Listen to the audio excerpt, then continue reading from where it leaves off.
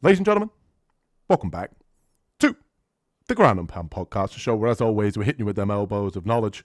And PFL Sioux Falls is here. Storley taking on Zendeli in the main event. And you know what we're here to do. Break the whole thing down, starting off in the early prelims, head into the main event. Carlos's breakdowns are in. And let's start off in the early prelims. All right, early prelim opener here on PFL Sioux Falls. We've got Carl Williams taking on Maxwell Gadzhi Nana. Heavyweight division can be a little bit tricky at times. I think this is a very 50-50 matchup here. And let's start off with Carl Williams. Obviously didn't have success over in the UFC. Got cut, came over to the PFL, and he's struggled since then.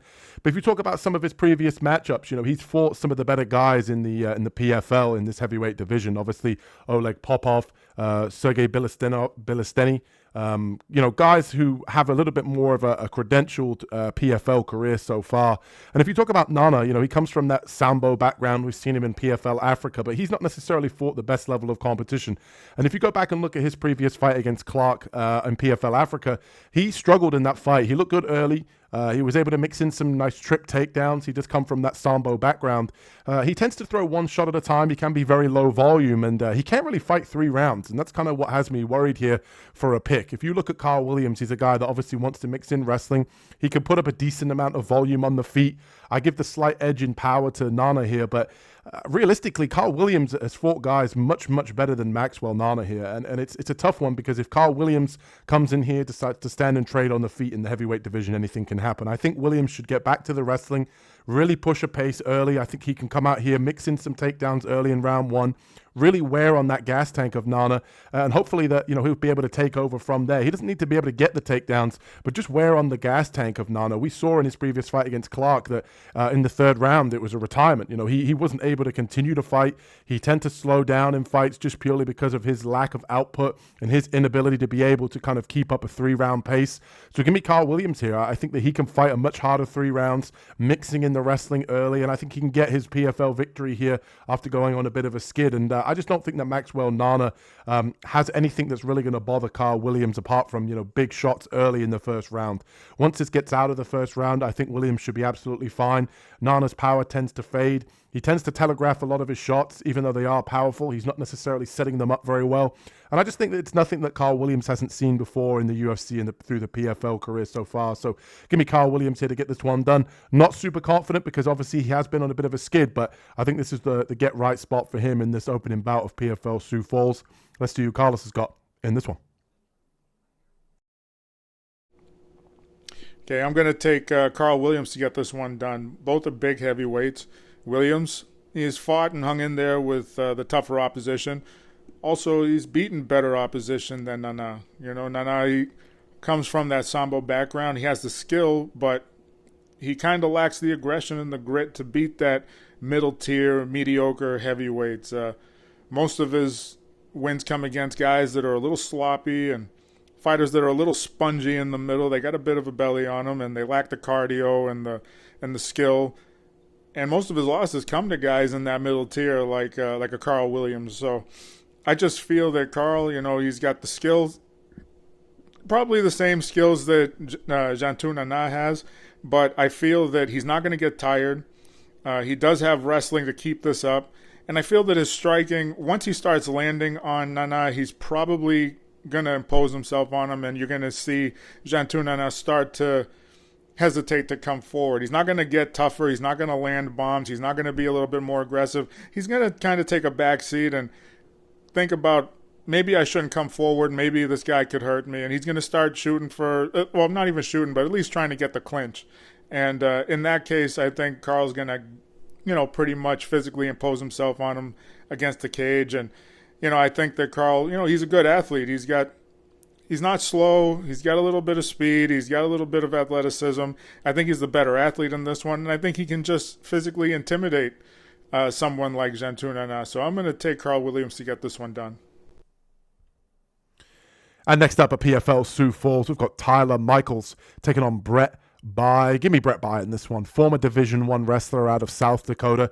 He was undefeated as a college wrestler, and he was a 2-time state champion. Now transitioned over to MMA, making his MMA debut. So could be a little bit tricky. Obviously, both guys not a ton of experience here, but he is the hometown guy.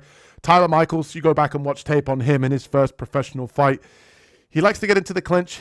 His striking is just okay. It's very sort of methodical, a little bit plodding, a little bit telegraphed. But where I think that he's going to have success in most of his fights is he wants to look to get you into the clinch. He wants to take you down. He wants to implement that kind of body lock trips and throws, get you to the ground and implement his jiu-jitsu and his ground and pound from there. In this matchup here against Brett Baer, it's not going to work. The Division 1 wrestler should be able to out-grapple Michaels wherever this fight goes. I'd like to see Brett kind of lean on his wrestling here to get the victory, get his first professional win. And I did notice when in tape study that Brett Baer talked about he did go over to MMA Lab to train for a couple of weeks, which gave him a lot of confidence that he can hang in the sparring, hang in the stand-up. His boxing is obviously something that's in the works, but he does do a good job of being able to kind of throw in combination. He seems to be able to take a punch reasonably well, and I think that he could just lean on his wrestling here in this one, get this fight to the ground, get the stoppage with ground and pound, and ultimately pull off the first victory here inside the PFL, along with his first professional MMA victory. Let's see who Carlos has got in this one.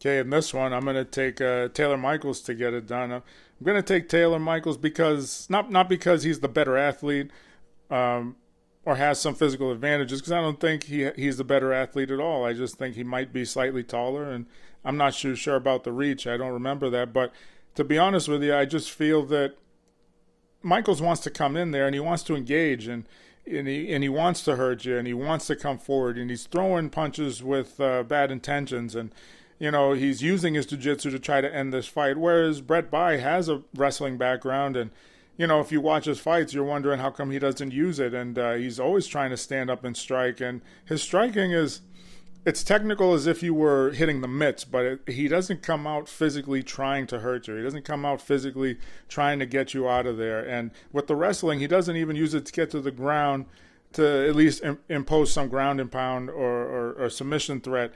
He barely uses it, and his striking, like I said, it's like pitter-patter sometimes on the feet. It doesn't look like he's throwing too much into it. I just feel that Michaels is going to try to get him to the ground. He's going to try to impose his jiu-jitsu. I also feel that on the feet, Michaels is going to try to hurt him. In the clinch, he has very good success, with the knees. And standing, he's going to punch from his reach. He's going to fight long, and I think he's going to be able to hurt Brett Baer before he even gets close enough to clinch or get a takedown. But if Brett Baer gets his way, if you watch this fights, he's going to just kind of smother him up against the cage. And to be honest with you, it's a tough fight to call because both guys look very new, and they look like they still are working on putting everything together. But the mentality, I'm going to take Michaels because I feel like he wants to hurt you, he wants to end the fight, and I think he can get it done. And next up at PFL Sioux Falls, we've got Bryce Logan taking on Angel Alvarez. Give me Alvarez in this one. And if you're enjoying the content, hit that like and subscribe button. I do not trust Logan's chin at this point in his career. 36 years old, a guy that seems very timid, very shy, and will put not a lot out there in order for him to win fights. And in my opinion here, Alvarez is going to be the much more aggressive fighter. He's going to be the one on the front foot. He's going to be stalking Logan on the feet. He has a very wide base, so obviously he's susceptible to the calf kicks and the wrestling, in my opinion. But I think Alvarez has got too much power. He's too athletic in this matchup here. He does a good job of being able to throw the right hand straight down the pipe, and I think that he can find the knockout here. He's decent in terms of the grappling. I do think that Logan, in terms of his overall career and his overall skill set, would be best served mixing in the grappling, but I think that Alvarez's athleticism and speed here is going to be too much for him on the feet. Angel Alvarez by knockouts, my prediction. Let's see who Carlos has got in this matchup.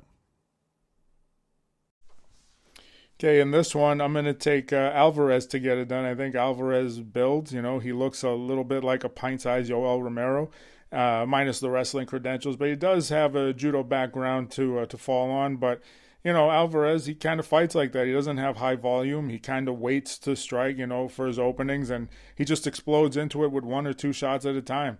He looks to conserve his energy for takedown defense. And I think Alvarez, he fights it smart when he's not being busy and when his opponent's trying to stay active. He just gets completely out of range, and he can do that and avoid the striking exchanges by using his speed, using the abilities that he has, being light on his feet, by jumping out of range, jumping in when he's ready to engage and when he's ready to mix it up. But I just feel that Logan can't allow that to happen. He needs to use pressure and he needs to implement the wrestling. He's got to get Alvarez to think takedown, think strikes. When is it coming? And catch him at a time where he doesn't know whether he's going to strike, takedown, or mix it all together. And he just needs a little bit more confidence in putting his skill together against somebody like Alvarez. And I just don't think he's going to do that. And for that to happen, I just feel like Alvarez, that's his pace.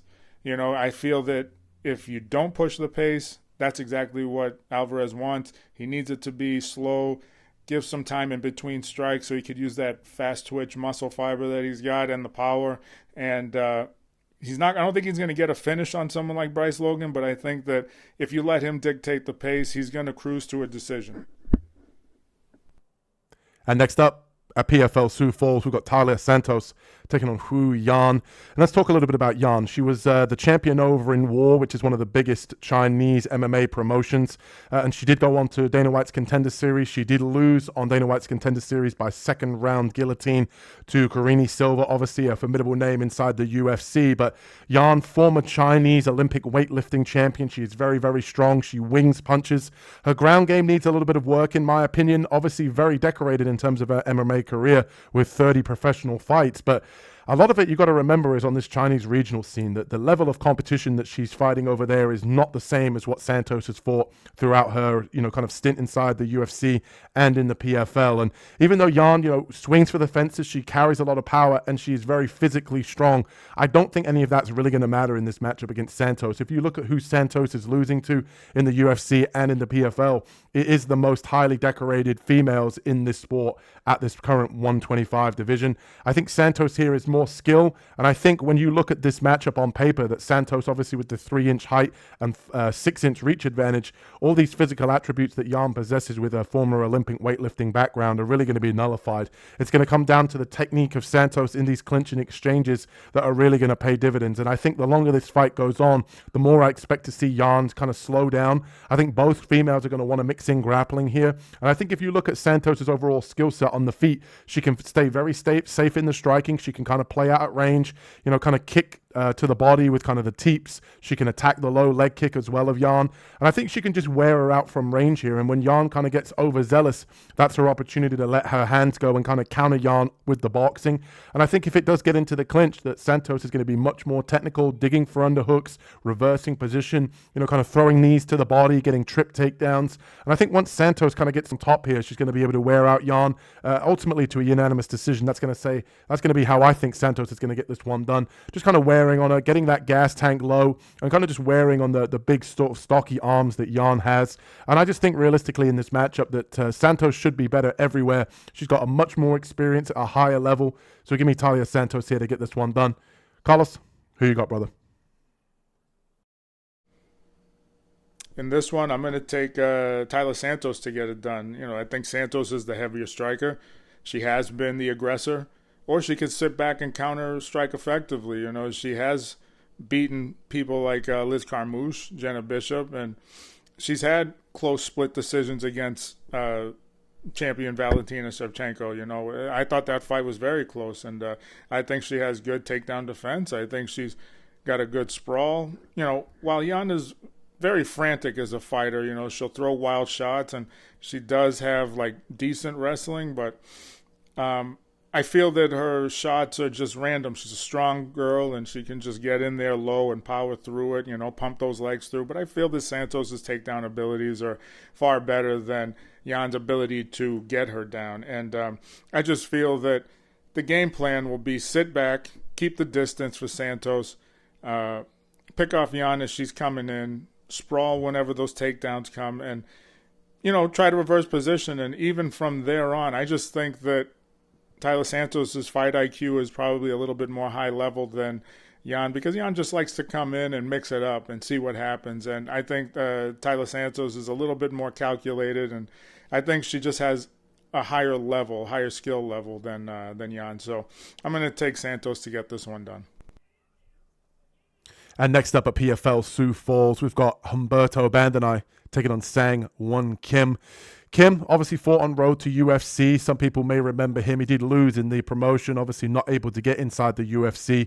And when he stalks you, he wants to get you to the ground. He's not necessarily looking to be able to get fights on the feet and have success in the boxing.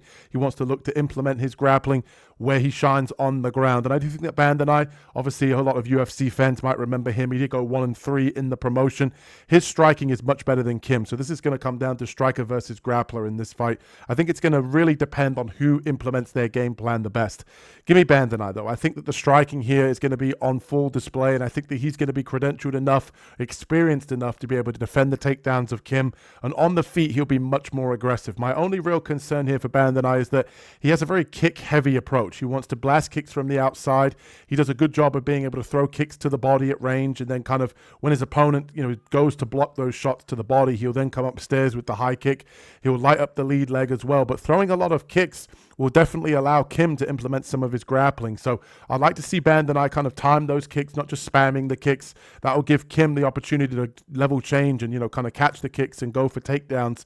And I just worry here that Bandenay's kick-heavy approach might help Kim in order to get him takedowns. On the feet, Kim is not aggressive enough to be able to hang with Bandenay, and I do think that he should have enough success, enough speed, enough aggression on the feet to be able to implement his striking and keep this one where he needs it, which is on the feet, having a little bit more volume. And I could see him really just hurting Kim on the feet to the body. I could see one of those kicks landing to the ribs or to the liver here, shutting the lights out, stopping the fight, maybe like a second or first round early TKO victory to the body here.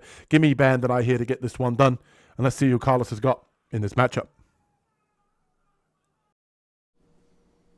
Okay, in this one, I'm going to take Humberto Bandenay to get this one done. I just feel that Bandenay, based on how long he's been doing this, he got fed to the wolves early in his career before he was ready, before he was able to build those skills up. And I just feel that, he's put it together pretty nicely, and his striking is a bit sporadic. It's very hard to time. It's very difficult to get a read on him because it's not smooth. He doesn't flow very well, but it works for him, and it makes it difficult for his opponents to time him coming in and catch him with something. And he mixes up his strikes very well. He does kick, has a kick-heavy base, also along with the strike and the punching.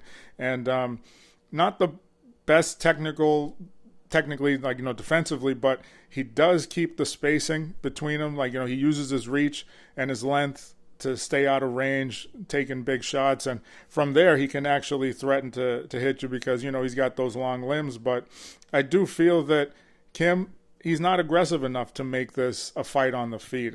Besides the advantages of height and the reach, I just feel that he doesn't want to come forward to mix things up in the striking department. He's going to throw something so that he can get in close, but his biggest threat is if he can get this to the ground, because he does compete in jiu-jitsu competitions, or has, and he does have a background in pancrase. It's not mixed martial arts, but the rules are just slightly different on a few things, but he has the skill to be in the ring with Bandenay, and if it gets to the ground, he could be a problem.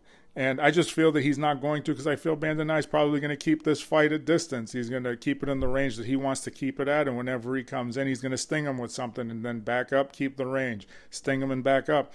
So, to me, the question is, does Kim have the wrestling to get this to the mat? And I don't think he does. And does he have the ability to pose a threat in the striking? And I don't really feel that he does either. So Bandenay needs to worry about takedowns. Not really. I think he can unload on everything that he has to do as to throw at him. So for that reason, I'm going to take Bandenay to get it done.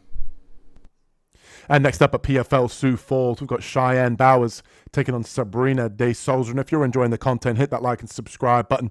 Give me Sousa in this one. I think PFL fans are starting to realize that Sousa is the real deal here in the PFL. 5-0 in her professional career. Obviously getting that split decision victory over Wisnowski in her last fight. And she's known as a decorated striker, 4-time world amateur champion in MMA. And she's really working on her ground game. She showed in that last fight that she wants to be able to look to implement some grappling. She wants to be well-rounded on the feet and on the ground. And she's looking for takedowns. And I think in this particular fight, if she wants to keep this one on the feet against Bowers, should be light years apart in terms of the striking. She does a good job of being able to throw kicks to the body. She has a nice check left hook. She has power in the hands. She sets up her strikes very, very well. And I think her ability to mix things up is definitely going to work out for her well in terms of mixing things in later on in her career. I think in this particular matchup, Bowers is known more for her grappling. And I think it would serve her well just to keep this one on her feet, have success in the boxing, have success in the striking, and really just light up that lead leg of Bowers. Bowers is very sort of plodding, a little bit sort of muscular, and she wants to be able to try and get you to the ground. She's not necessarily looking to stand and trade with you on the feet. I think if Sousa does a good job here of lighting up that lead leg, it'll really work well for her in terms of the striking. And I do think that Sousa here could time a nice shot down the pipe, or being able to use that check left hook to find the knockout here against Bowers. Bowers over in the LFA, she was getting lit up on the feet before she had that armbar victory in one of her previous fights. And I think on the feet, Sousa is much higher level than the opponent she was fighting in that fight. I think Bowers was very lucky that she was able to get that fight to the ground. She was actually dropped. Her opponent jumped into her guard, and then she ended up being able to find the armbar victory. I think Sousa here is improved enough in the grappling to stay safe on the ground if she does want to follow Bowers to the ground to be able to get the finish. And I think on the feet, Sousa is well-rounded enough to be able to find that knockout shot here. Bowers doesn't tend to move her head. She tends to only shine in the grappling department. So give me Sabrinna de Sousa here to make it 6-0 and find the knockout here, I'm going to say, in the second round. Let's see who Carlos has got in this one. Okay, short breakdown for me on this one. I'm going with de Sousa. I think de Sousa is the faster, quicker, more dynamic fighter. I feel that Bowers is strong, looks physically imposing, but I think it's de Sousa is the one that imposes herself on her opponents, whether it's on the feet or on the mat. She's a little bit more elusive than Bowers, and she's a little bit more elusive than most people that Bowers ever has to fight. Most of those women fight a little bit linear. They don't get on the balls of their foot. They don't bounce in and out. They don't use lateral movement. De Sousa, she uses all of that. She mixes in strike, and she has a very good work rate. And I think Bowers is a little too slow to keep up with that pace, number one. I think she doesn't have enough wrestling. She relies on her strength more than the technique to get fights to the ground. And I think her striking is very low level. I think she has, good long punches, but they're slow. You could see them coming, and she doesn't mix her strikes very well. And I just think she's going to be pretty much target practice for de Sousa, and I think de Sousa is going to be able to do whatever she wants in this fight whenever she's ready to. So I'm going to take Sabrinna de Sousa to get it done. And next up at PFL Sioux Falls, we've got Rasul Magomedov taking on Rafael Xavier. Give me Magomedov in this one. I think this one's going to come down to the wrestling, and we'll talk a little bit about Rafael in a moment here. But Magomedov, high-level wrestling, decent stand-up on the feet. Obviously a little bit undersized here for 205, but because of his high wrestling IQ and his ability to get fights to the ground, he can make even the biggest fighters here at 205 tiny by putting them on their back, controlling them, beating them up with ground and pound, looking for submissions. And I think that's exactly the game plan here, coming in against a high-level striker in Muay Thai and Xavier here. We've seen in previous fights for Xavier, if you go back and look at that Simeon Powell fight, that he does have power on the hands. He does carry a lot of decent kicks and a different repertoire on the feet that even I think Magomedov hasn't seen in this point in his career, still only 8-0. But I do think realistically that Rafael Xavier is definitely better than his record suggests at 14-8. I think realistically this fight's going to come down to the striker versus grappler. We're going to see if Rafael Xavier can defend the takedowns, keep this fight on the feet. He'll look to tap at the low kick. He'll keep the kicks very limited, obviously, because of the wrestling of Magomedov. And I do think that Xavier needs to do a good job here of kind of circling on the outside and not getting backed up against the fence. But I think he's going to have a tough time doing that. I think Magomedov is going to do a good job of backing him up, kind of get him worried about the takedowns. That's going to open up the striking. Once the guard is high for Xavier, he's going to duck underneath, get to that body lock, sort of trip takedown, and that's going to be all she wrote for each round. I don't think it's going to take much for Magomedov to get these fights to the ground and ultimately control Xavier and really just beat him up once he gets him to the ground. Xavier here at 35 years old, he's not necessarily in his physical prime.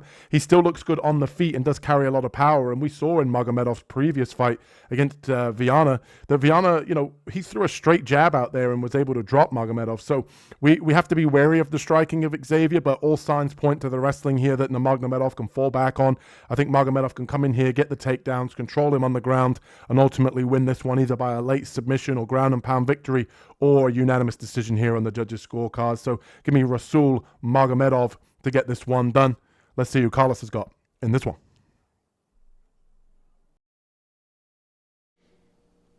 Okay, in this one, I'm going to take Xavier to get this one done. The height and the reach of Xavier should cause some problems for Magomedov. I really don't think it's going to be too much of a problem. I think Magomedov's wrestling is a little bit too high level where he doesn't need to get a clinch against up the cage. He can he could probably take Xavier down from being in the middle of the cage. I've seen it in some of his fights. And Magomedov, he's not a big light heavyweight, but he's quick, and he's an athlete, and he has strong takedowns. And because of his wrestling and because of his speed, now his striking becomes a little bit of an issue. And he does have a big overhand where he can throw a bomb like that and stun some of his opponents and get the takedown, or he could stun some of his opponents and get the finish. But he's also got to worry about Xavier, as he's going for these threats and throwing the overhands and going for the takedown. Xavier, he poses the threat of possibly timing him coming in and catching him with a knee or a kick or some type of uppercut. Everything that you want to do against a shorter fighter as he's coming in. But, Xavier's going to have to be worried about getting caught with an overhand when he's exposed. Whether he's throwing a knee, a kick, or an uppercut, he's going to be open and he's going to be exposed, and that's going to leave that opening for Magomedov. And, I just feel that Xavier's got to fight the perfect fight, whereas like Magomedov, he can make some mistakes and he can rally back and get the decision by getting takedowns, getting in the clinch, stuffing some of Xavier's striking, and landing a bit of striking of his own, because like I said, he is quick, he does have some straight shots, and he does mix in takedowns, and his takedowns are dangerous, so you have to worry about it. So for those reasons, I think Magomedov is going to get this one done. And next up at PFL Sioux Falls, we've got Magomedov taking on Leandro Higo. And if you're enjoying the content, hit that like and subscribe button and give me Magomedov in this matchup. Let's talk about Higo first. Obviously 37 years old here at the bantamweight division is not something we're really looking to pick, but Higo does carry power in the hands. But I think he's going to have a lack of output in this fight here against Magomedov. He tends to throw one shot at a time. He tends to load up on some of his shots, and they are a little bit telegraphed. I think when you're loading up on shots, it's really going to open up the wrestling for Magomedov here. And I think on the feet, Magomedov should be able to land a little bit more volume, kind of winning the moments in terms of the exchanges. He throws a little bit more in combination. He'll throw a 1-2 with a head kick. He'll go to the body. He'll go to the lead leg. And I think he'll do a good job here of mixing up different shots on the feet and also kind of keeping Higo kind of on the back foot with the wrestling. Obviously, Magomedov is usually the older fighter in a lot of these matchups, but 3 years younger here in this particular fight here against Higo, which is not something we often say. And I think he's going to be the fresher, younger fighter that can push a pace late into this one. And I think in this style matchup that his ability to mix in takedowns are really going to kind of keep Higo second guessing. I think the volume's going to be on the side of Magomedov. And I think if you look at his previous fight against Pettis, he was having success in that fight until he got hit with that spinning back elbow. So I think he's going to want to right some wrongs in this one. I think he should come out and mix in kind of change levels here as Higo kind of loads up on the big right hand that he likes to throw, get in on the body locks, kind of even if you don't get the takedowns, just wearing on the gas tank here of Higo should pay dividends here for Magomedov. So give me Magomedov here to get back in the win column, get another victory using the wrestling. And let's see who Carlos has got in this matchup. In this one, I'm going to take Magomedov to get it done. I'm going to go with Magomedov based on the fact that I just think that he's going to out-hustle Higo. And I think that with the wrestling, the scrambling exchanges, Higo's going to want to unload. As soon as he gets separation in the fight, he's going to want to step back and throw something heavy. He's going to want to hit him with a bomb. And the issue is the pace that I think Magomedov is going to keep is probably going to make Higo have to throw as soon as he has some separation. And when he does that, if he doesn't land, he's going to have to overextend a little bit. And I think that makes it even easier for Magomedov to get the takedown again if he has to. I don't think he can basically just control Leandro Higo on the ground once he get him down. But I think the takedowns are going to be not fairly easy, but I think there's going to be a point where Higo's going to realize I can't overextend on these strikes because Magomedov's going to be waiting to take me down. But then again, you're taking a little something off your shot, and that's going to force Magomedov on the exchanges he can throw a little harder, and you're going to have to worry about whether he's going to throw or whether he's going to go for the takedown. And I think in that sense, like, you're freezing Higo, and you're going to make him have to worry about it, and Magomedov's going to get the one-up in those exchanges. And I think that even if Higo starts to be aggressive, he can be taken down, and then the frustration's going to set in. And to be honest with you, that's just how I see the fight going. I do see a world where Leandro Higo lands a bomb and can probably stun Magomedov, but I don't think it's going to be one and done. I think once he does that, he's going to have to hop on him, get the finish, and in those scrambles on the ground, I feel that Magomedov can probably recover on the ground and use some type of mission control or just lock him down and stay from getting hurt on the mat and getting finished. So I'm going to take Magomedov to get this one done. And next up at PFL Sioux Falls, we've got the heavyweights Renan Ferreira taking on Sergei Bilosteeniy. This one's a tough one. I got to say, Ferreira hasn't looked good recently. Ever since his loss to Francis Ngannou, I don't think he's looked quite himself. Obviously, a huge physical specimen here at 6'8". He definitely has to cut weight to get to 265. He's been slimmed down recently, and he's going to have a 10-inch reach advantage here against Bilosteeniy. Bilosteeniy, he's the kind of polar opposite of Ferreira. He's a guy that's very light on his feet. He has flashy kicks, spinning back kicks. And for a heavyweight, he's very dynamic, and he's very, very light on his feet. And I think if you look at this style matchup, it's kind of the total opposites. So it's really who can impose their style. And I'm going to go with Bilosteeniy here to get this one done. I think the speed of Bilosteeniy is going to catch Ferreira on the feet. And I think Ferreira, he comes in a little bit wild at times. And I think his best path to victory is to kind of push Bilosteeniy up against the fence, use his size, kind of dig for underhooks, pushing up Bilosteeniy up against the fence, and kind of just drag him to the ground and use his overall size in this heavyweight division to kind of bully Bilosteeniy and kind of wear on him, get him to the ground, and ultimately have some sort of ground and pound TKO victory. But I'm going to say Bilosteeniy does the opposite. I'm going to say he's light on his feet, he circles on the outside, he attacks the low calf kick of Ferreira. I think Bilosteeniy is going to be able to kind of keep Ferreira from, kind of rushing in senselessly with his kicks. And kind of, attack the body of Ferreira with those kicks. And because of Bilosteeniy's ability to have such good kicks on the outside, I think that's really going to take away that kind of 10-inch reach advantage that Ferreira has with the hands. So I think Bilosteeniy here is going to be much faster to the punch. I think he can frustrate Ferreira. And when Ferreira does come in after being frustrated, I think he's going to leave openings for Bilosteeniy to use his boxing, use his counter-striking with the hands to land on the big chin here of Ferreira. So give me Sergei Bilosteeniy to get this one done as the undersized heavyweight. Let's see who Carlos has got in this one. Okay, and in this one, I'm going to take Renan Ferreira to get it done. I do like Bilosteeniy. I think he should be able to follow the same game plan as Nemkov did. Try not to engage so much in the striking, just enough to be able to get him down. And if you can't, just do exactly what Nemkov did. Get him up against the cage, shoot for the takedown, drive those legs through those hips, and get him down. I mean, I think he'll have success if he does that. I think he's the bigger of the two.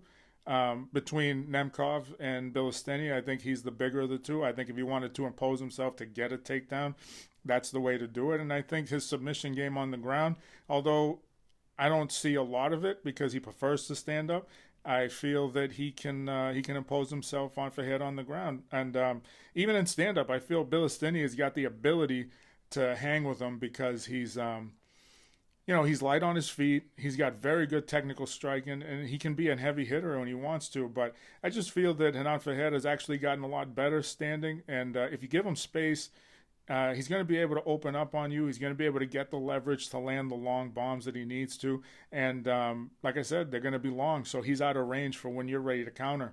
And, Ferreira, the movement of Bilosteeniy is going to be a problem because he's always bouncing around. Ferreira kind of wants you to stand in one spot, not have too much head movement. And if you do have movement, he wants you to be a little bit more linear. He wants you to be able to go straight back and straight forward. And that's not how Bilosteeniy is going to fight. But I do think the reach is going to cause some issues for Bilosteeniy. I do think that he's the better fighter of the two. I just think that those physical attributes of Ferreira, if you don't take him down, is going to be a big issue. So I'm going to go with Renan Ferreira to get it done. I don't see it as impossible for Bilosteeniy to get it done. I just think that he needs to go the smarter route to do so, and I think he might stay and stand and strike with Ferreira, and for that reason, I'm going to get it done. And next up at PFL Sioux Falls, we've got a banger here at 205. We've got Emiliano Sordi taking on Simeon Powell. Obviously, PFL fans will know, and they've followed the career so far of Simeon Powell. He's been able to grow inside the PFL. Very tall for the division at 6'5", 85-inch reach. He carries a lot of power in the hands, and he does a good job of counter-striking some of his opponents, showing a willingness to improve his wrestling and mix in grappling in fights.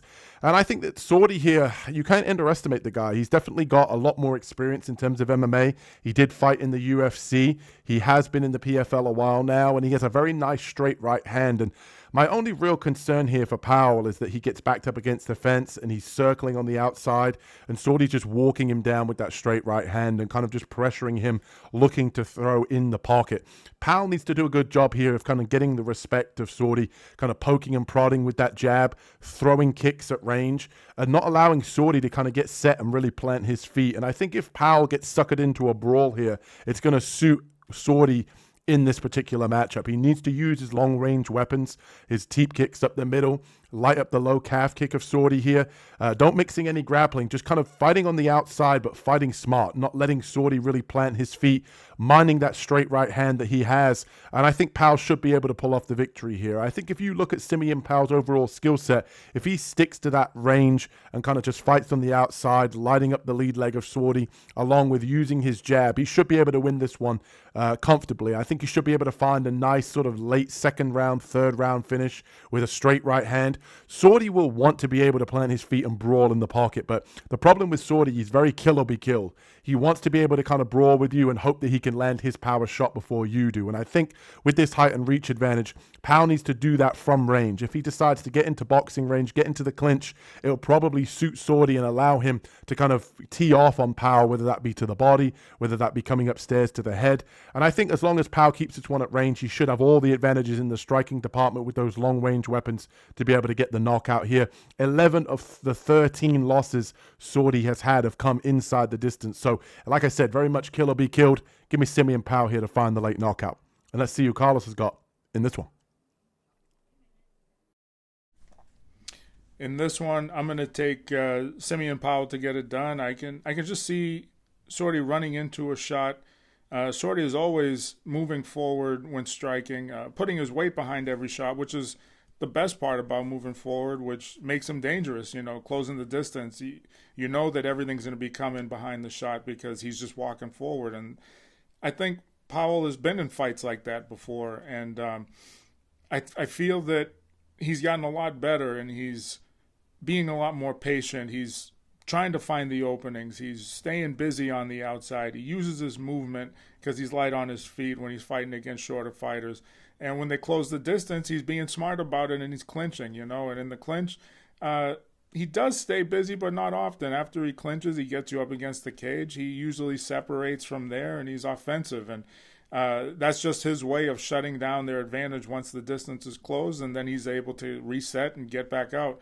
And he can be a little bit measured and a little bit patient at times. And, I think that when things get a little crazy and he resorts to clinching just to slow down the action, like that's the sign of a smart fighter. That's the sign of a guy who's evolving. And he's trying to implement his game from the outside, and he's trying to impose himself. And I think that if you take away a shorter guy's game, I think that's the bright idea. So I'm going to take Simeon Powell to get it done. I think that Sordi just he steps forward into everything. And if you do that, you're going to be susceptible to getting hit with a shot from Powell, on the way in. Or, like I said, he's going to clinch you and he's going to put you up against the cage and he's going to eat the clock. So I'm taking Simeon Powell to get it done. And that brings us to the co-main event here for PFL Sioux Falls. If you're enjoying the content, hit that like and subscribe button as we break down Alexander Chizov taking on Gadzhi Rabadanov. Great co-main event. Good stylistic matchup between these two. And let's talk about Rabadanov. Obviously, he was the favorite here in the PFL tournament to get to the final and win that belt and win that tournament. But unfortunately, stopped by Alfie Davis. And a lot of people were surprised by that. He was knocking people out. He really fell in love with his hands. And he obviously has high-level wrestling that he can fall back on. And Chizov, he likes to fight on the outside, very tall for the division, rangy kickboxer, has good kicks from the outside, nice front chokes, and doesn't necessarily mix in too much of the wrestling, but does a good job of being able to defend most takedowns. But I think realistically, he's going to be between a rock and a hard place here against Rabadanov. Rabadanov is going to back him up. He's going to pressure him, even though he is the smaller fighter. Chizov will happily, fight on the outside and kind of back up against the fence. And I think that's going to be a recipe for disaster here. He's going to have to worry about the big overhands and the straight right of Rabadanov, which have proven to be able to knock people out and carry a lot of power. He sets sets those shots up very well. But then on top of that, he's going to have to worry about the level changes. As Chizov backs up against defense, he's going to have to worry about Rabadanov kind of disguising the level changes with those big right hands, throwing the overhand, ducking underneath, getting into the legs, getting into the body lock takedowns.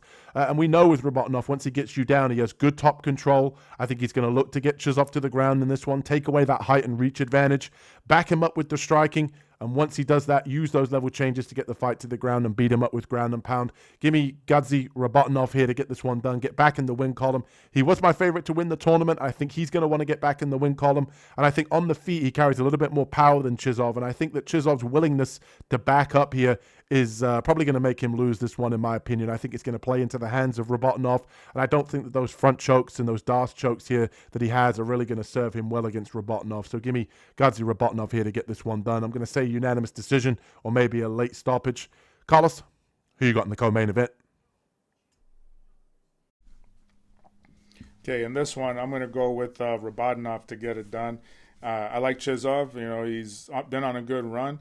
I think if he can keep this fight on the feet, he can dominate. And I just feel that Rabadanov's got to do something to change the outcome of this fight, and it's not stand and strike with Chizov. He's got to be able to get this fight to the ground. And you know, when he fought Alfie Davis, I think he stayed on the feet a little too much. But even when he was ready to take down Davis, he got him down.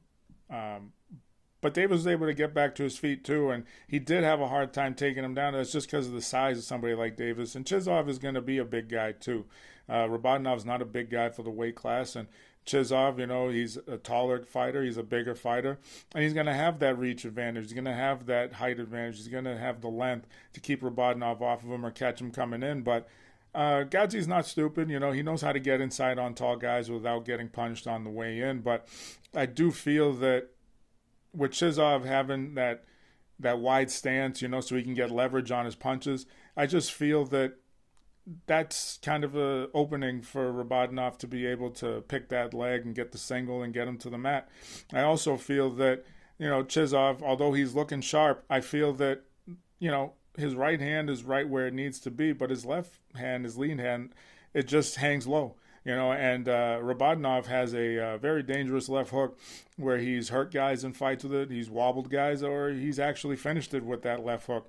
And I know Chizov wants to get him in a striking exchange, and in the pocket, Chizov doesn't step out, you know, and Rabadanov is going to be the shorter fighter, and if he's inside, he's going to land the left hook before Chizov lands anything. So that's something he's got to be aware of, and he needs to bring that guard up, or he needs to stay in his range without being able to get hit back.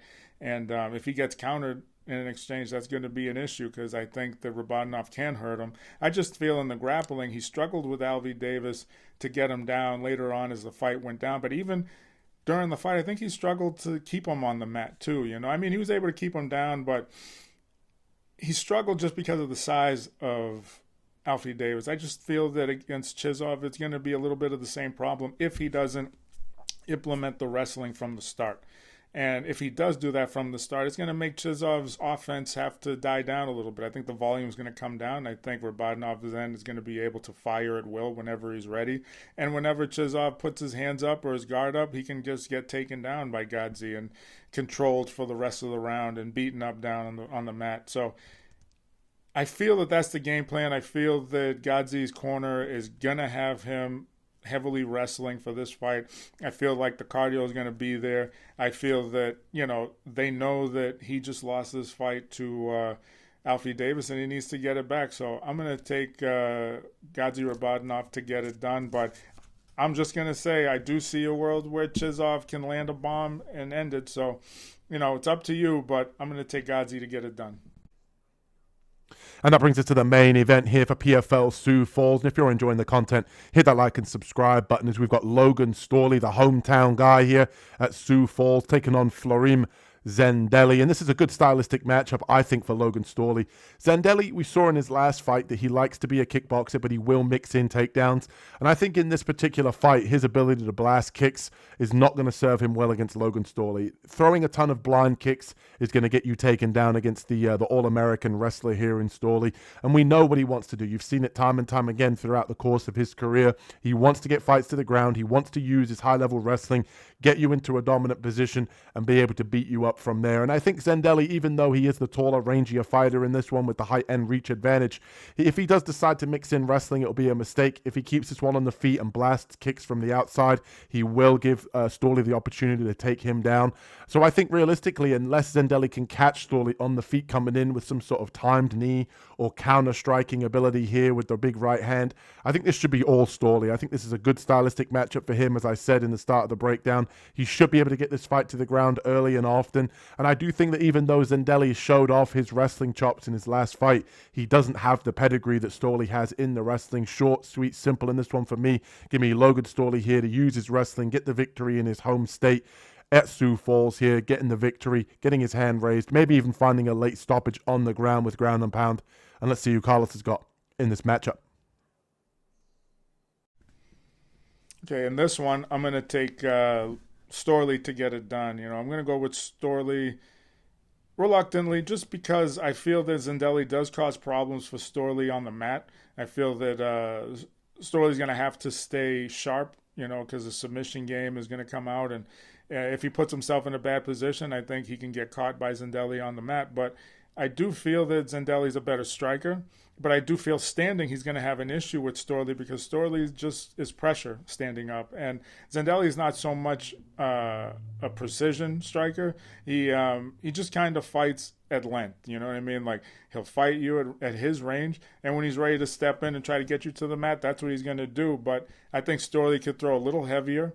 Not worried about being taken down, and if he does get taken down, I feel that he can scramble and get to a better spot, or in between the takedown, land in a better position as well. So I don't feel that Zendeli is going to be able to keep him down, implement ground and pound and hold him down for the rest of the round. But I do think Storley can find himself in better positions and hold Zendeli down if it gets to that.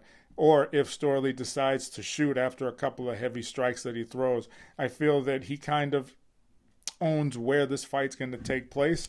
And even though Zendeli has the height and the reach advantage, I just feel that the positions in the grappling and the better wrestling all lie with Storley, and I can see him pulling this off. So I'm going to take Logan Storley to get it done.